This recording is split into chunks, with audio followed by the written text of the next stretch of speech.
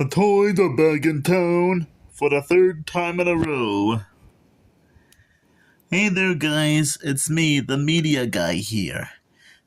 If you didn't see the title and thumbnail, today I'll be sharing my thoughts on Toy Story 3, the third film in the franchise.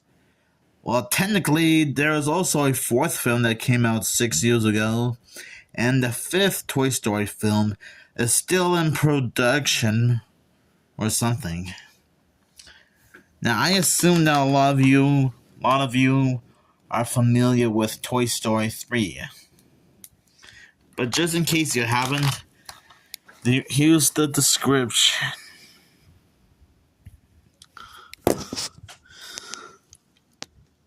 The creative minds behind Disney and Pixar's groundbreaking animated blockbusters invite you back inside the toy box for a heartwarming and hilarious movie experience you'll never forget. In Toy Story 3, Woody, voiced by Tom Hanks, Buzz Lightyear, voiced by Tim Allen, and the rest of the Toy Story gang return for an all-new adventure along with some new faces. Some plastic, some plush, including Barbie's counterpart Ken, voiced by Michael Keaton. Cool. A Hispanic hedgehog named Mr. Pricklepants, voiced by Timothy Dalton, and a strawberry-scented bear named Lotso Huggin' Bear, voiced by Ned Beatty, in the biggest, best, most exciting Toy Story film of all, raves excess Hollywood Scott Mons. And as Andy prepares to depart for college, Woody, Buzz, Jesse, and the rest of the gang, rest of Andy's faithful toys, wonder what will become of them. But when a mix-up lands them in Sunnyside Daycare, they meet a host of new toys and soon discover a wild new adventure is just the beginning. Buzzing with hours of bonus features and the Pixar short film Day and Night, the Toy Story 3 DVD goes to infinity and beyond. Now, what do I think about this movie? Not gonna lie, it's been a while since I seen Toy Story 3 when I first saw it in theaters 10 years ago. 15 years ago, meaning I was probably almost 9 years old at the time. And I have watched a few clips of this movie a few times before. But owning it on DVD and watching it for the first time, I gotta admit, it's actually pretty heartwarming, and I think some fans would technically make a statement about how this was meant to be like the conclusion to the Toy Story trilogy in general. With the exception of Toy Story of Terror and Toy Story The Time Forgot, two TV specials that aired on Disney Channel. And yes, I guess that would technically include Toy Story 4 as somewhat of a conclusion, and Toy Story 5 in production, which I hope it's meant to be like a conclusion, because I'm pretty sure 5 isn't enough. I remember this movie, and I like it a lot. So I'm guessing this takes place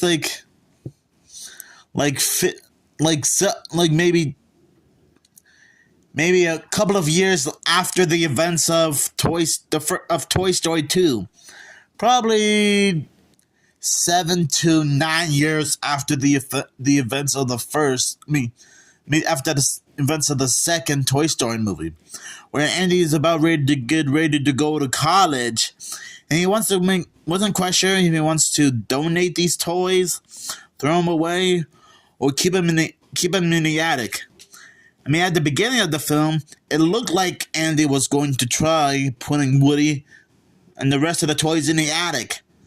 Okay, well, actually, he was gonna bring and take the rest of these guys in the attic and take Woody to college. And he put him in a trash bag, but let's just say that Andy's mom accidentally misunderstood these toys for garbage and took them to the curb instead. At least Woody knew it was just a misunderstanding, a mistake even. I gotta love the villain, Lots of Hugging Bear. We actually got to know his backstory about how he once loved playing with his owner, Daisy, but when he accidentally got left behind by mistake, along with two other toys, Chuckles the Clown and Big Baby, he felt a little bit heartbroken and betrayed because he thought that she abandoned him. And he was upset that she replaced him with another Lots of Hugging Bear toy.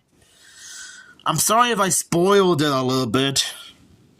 I'm sorry for the spoilers, but I had to bring it up.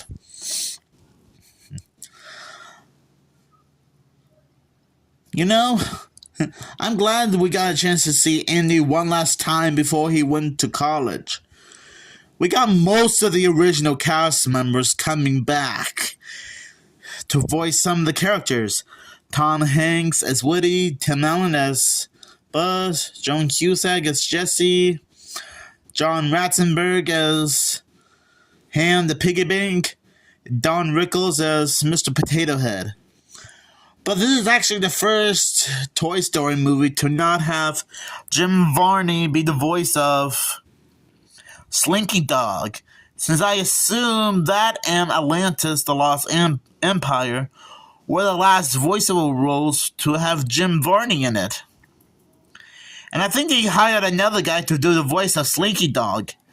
And I gotta admit, okay, to be honest, even though I didn't pay much attention, even though I didn't pay much attention to the voice actor who voiced Slinky, he did a very good job in imitating Slinky Dog so well that it almost sounded like Jim Varney coming back to life to reprise his role as Slinky Dog. That was actually pretty cool. Too bad Toy Story 3 wasn't dedicated to him. Oh well, it's probably not a big deal anyway. And I'm glad this movie didn't retcon the sequel that much. Can you imagine if it would suck if it did retcon Toy Story 2? Yeah.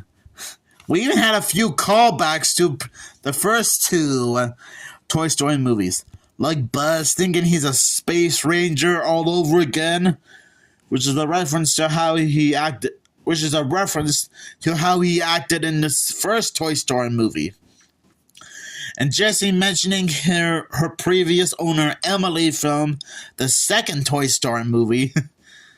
So I guess there are times where Toy Story 3 would often reference the first two films from time to time. Which I will admit that's actually a little bit clever. I'm sorry if I can't think of anything else to say. No, I actually like Bonnie. She's such a nice girl to hang out with as a friend or a relative, and she loves playing with a lot of her toys, especially with Andy's toys.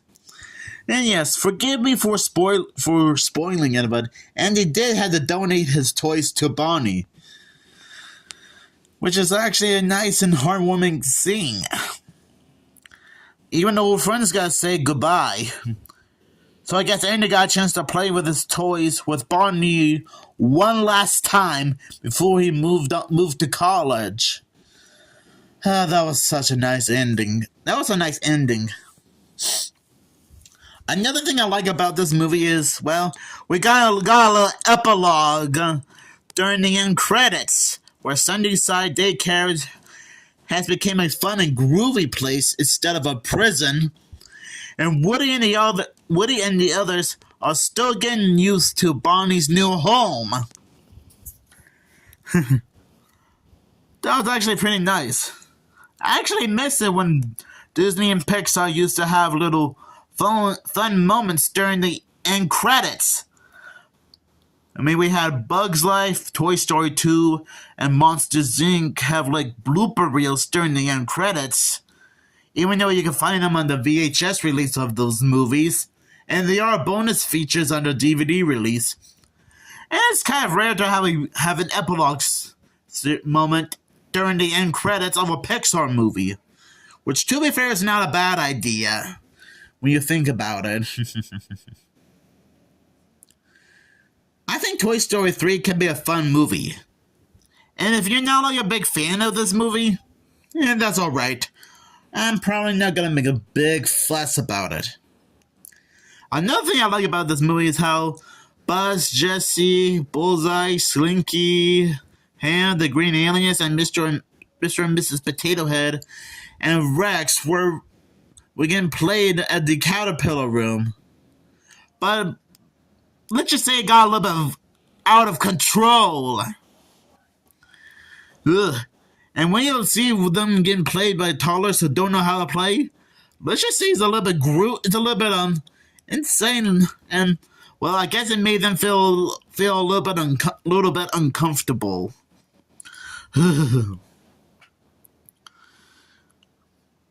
I'm still glad that some of the original cast members came back to reprise their roles in this movie. So anyways, Toy Story 3 is a great movie, and if you haven't seen it yet, go check it out. I'll give this movie 5 daycare boxes out of 5. So make sure you guys have a great day, and guys, make sure you play with your toys very gently. Just a heads up.